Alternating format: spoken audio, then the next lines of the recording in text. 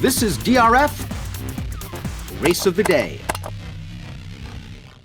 Hi, everybody. Dan Illman, Mike Beer, the DRF Race of the Day for Thursday, August the 26th. Stakes action at the Spa. Here's the field for the Riskaverse.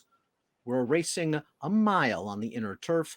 $120,000 is the purse. It's for 3-year-olds fillies, which have not won a stakes at a mile or over. You can download free formulator past performances for this race on the Race of the Day event page at drf.com. Access them, handicap along with us. It's a pretty evenly matched group, Mike, and the key to the race, in my opinion, is the European Invader, the number 2, Keeper of Time, who just won a Group 3 at 80-1 and beat some good horses in doing so. Yeah, I mean, if nothing else, she's an interesting new face to this group, Dan. I mean, who knows how good this horse is? They didn't think she was that good over there. They let her go at a huge price last time, and she pulled off the upset. Let's throw up the Timeform US pace projector for this race. We're not expecting a fast pace.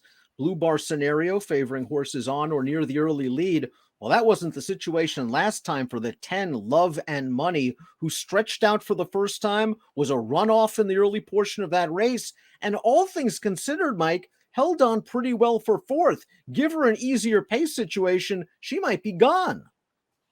Yeah, I agree. It looks like she has a lot of ability, and she was a little too fresh last time when they stretched her out for the first time. Really hard to settle. Once she did settle, though, she actually ran a really nice race. I thought she was a good fourth in there. Let's watch Magisterium's recent third-place finish, going a mile and an eighth and a one other than optional claimer. Down towards the inside, I thought the trip was good all in all. Louise Saez is going to get her out now with a clear run, and she's going to finish sort of in a one-paced fashion fourth, third. The pace was solid in this race. Maybe the mile and an eighth just a little bit too far for her. Could be a wise claim. Got a grade 3 placed filly for 62.5. She's going to be worth something as a broodmare. Yeah, she is. She's going to have to improve to beat this field, too. She ran fine last time. It feels like, the horse that won that race, he was first-time turf for Pletcher.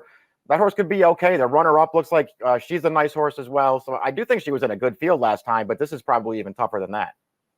So Keeper Time scores a Group 3 in April at 80-1 in Leopardstown.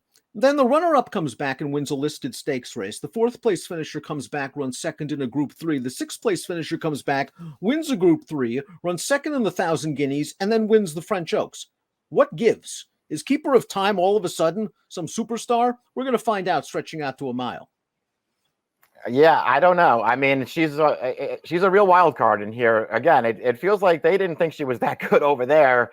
80-1 last time, 100-1 in her debut. They never bet this horse over there.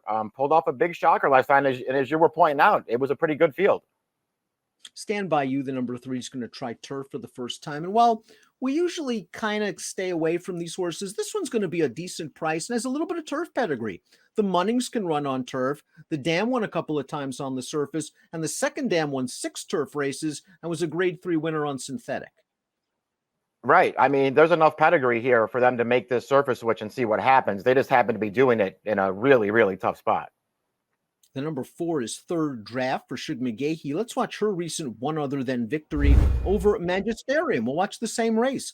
Third Draft this time is going to get to the far, far outside, and this race just went to closers, where Miss Spell runs second, Third Draft runs first. The pace fell apart. If Timeform US's pace projector is correct, it's a completely different scenario and one that works against Third Draft. Right, and that's Love and Money, the 2 right there, who's down on the rail, hanging around until deep stretch. They finally overwhelm her at the end. The closers get up and run 1-2. Third Draft got a great trip in there. She finished very gamely to just nail Miss Spell on the line. Miss Spell, of course, just went up to Woodbine for that grade 3 Colleen Stakes. She was the favorite there. She did not run very well. Triple Digit just scored in the race we'll show you right now at Delaware Park. This is an allowance race coming off of a little bit of a class drop off, a soft trip effort in the Christiana Stakes. You see her coming widest and fastest, and while the fractions don't look very quick on paper, this race went to closers. It did. This filly's run, okay, Dan, since they switched her over to the turf. She's 2 for 3 on the grass with that lone loss there being the one time they tried a stakes race with her. I'm not going to knock her at this point, but she has to improve. Designer Ready's interesting for Junior Alvarado and Bill Mott. This is a daughter of Tapit who took advantage of a very fast pace to produce an eye-catching last to first rally in her career debut last fall at Woodbine. Now, she's only run twice this year. She caught Cone Lima, who was a pretty good 3-year-old filly from the Pletcher barn in her first start of the year. Last time something must have happened. She never got into the Here Comes the Bride. Yeah, just never made a run at that race, trailed all the way around the track. I'm willing to give her the benefit of the doubt for that race. There's been a layoff since then.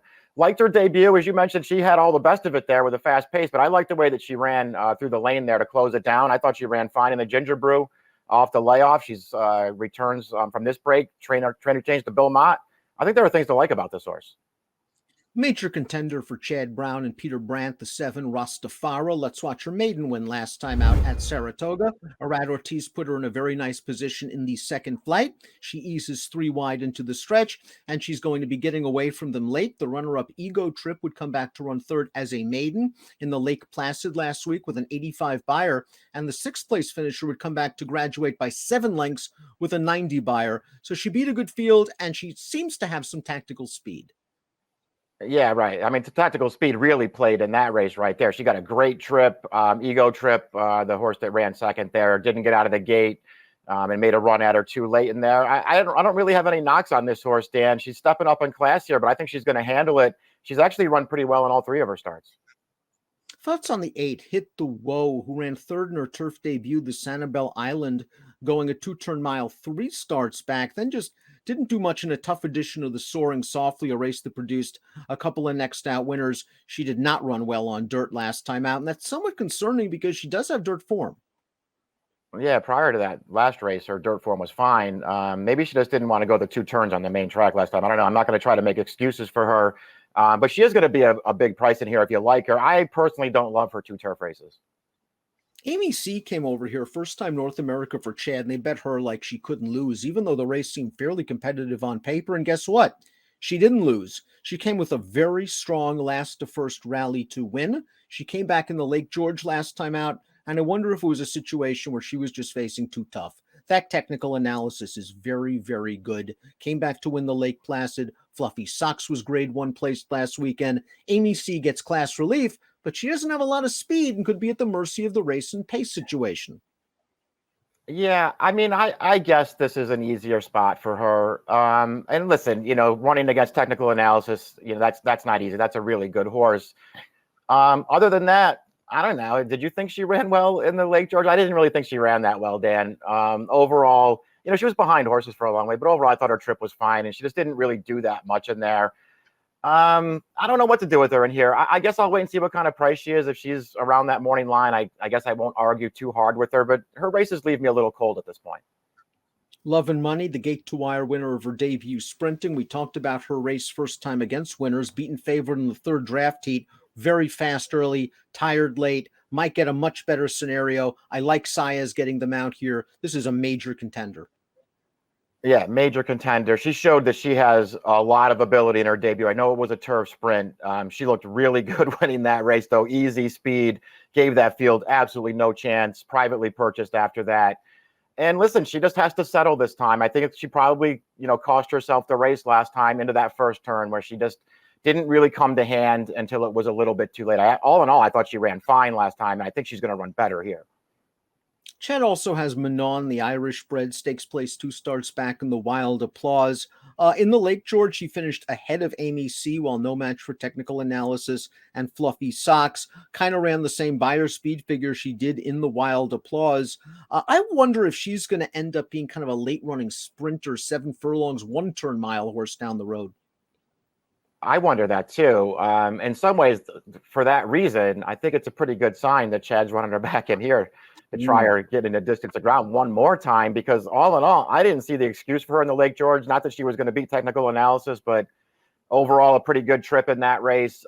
Just really wasn't finishing that hard in there. So I wonder how far she wants to go. I love her races sprinting. I don't like her races routing as much, as she got a tough post here. Let's take a look at our top picks for Thursday's Riskaverse. 3-year-old fillies on the lawn. Love and Money, wire to window, in your opinion, Mike? Yeah, I liked her race last time. Then I actually feel like she ran fine, and I feel like if she can settle, this might be the right spot for her. A little bit of a better trip. I think she's going to be tough to run down. I want to use her prominently in any sort of multiple race wager as well. I liked the field that Rastafara beat. I like the way she did it, and I like her tactical speed. I have a feeling I'm not going to like her price at post time. 7-10-4-2 for me, 10-6-11-7 for Mike. It's Thursday's race of the day, the Riskaverse. Best of luck.